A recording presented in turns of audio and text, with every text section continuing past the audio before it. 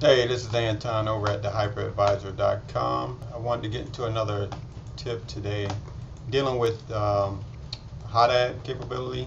VMware vSphere 4 and hardware version 7 supports hot add with supported operating systems. So that's Windows and Linux. Both support the hot add feature. And it depends on, of course, which operating system you're using, and their support with hot add of CPU and memory. So just to get into it, so I have a system here. Say it's the SQL Server, which is configured. It's a Windows Server 2008 R2 system, 64-bit, which is version 7, VMware's hardware version 7 in here.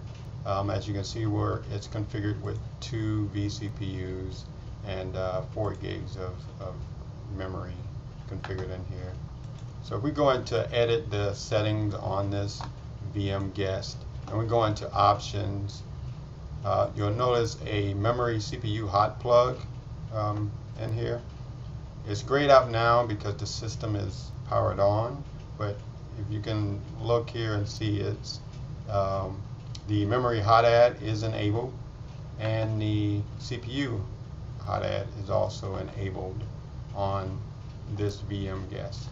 So in order to enable the features, you will have to initially have the VM guest turned off. And once it's off, you'll actually see which options are available to you. So once those are actually configured and your system is powered back on, when you need to add memory or CPU resources, you can see in here that I can dynamically change this allocation now. So to 6 here, so I'll change this one to 6. And we'll actually add one more CPU. Now before I hit OK on that, I'm going to cancel out because I want to open up and just to show that this system is configured with the current properties.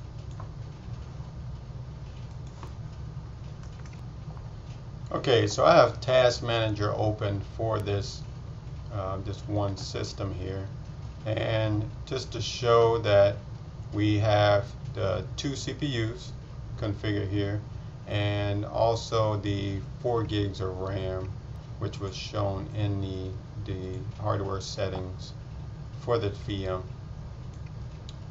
So again, let me change the memory allocation. We'll change it to 5 gigs.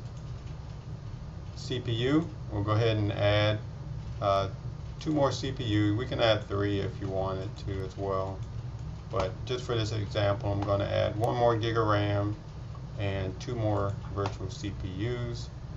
I'm going to hit OK on here, and then within the OS we'll watch for the change of the allocation of those resources. So you can see the system here. Notice that there was a change and that it's wanting to restart the Task Manager here. So we're going to go ahead and restart it. We'll check performance, and as you can see here now, there are 4 CPUs showing up in here, and also there's the 5 gigs of memory allocated to the system as well. For some operating systems, it will be that easy. Others, you may have to do some kind of reboot. I have not done the dynamic allocation with Linux machines, but typically with the Windows system, it will just add the resources in there and you should be good to go. Go ahead and close this here out. So just a simple thing that when you're configuring your VM guest and also your templates, go ahead and add or enable those two options, where they can be added. If you can only add the memory or the CPU, then at least put one of them, and that way, if you ever have any need to go in and increase those resources, you don't have to actually reboot the box in order to do so.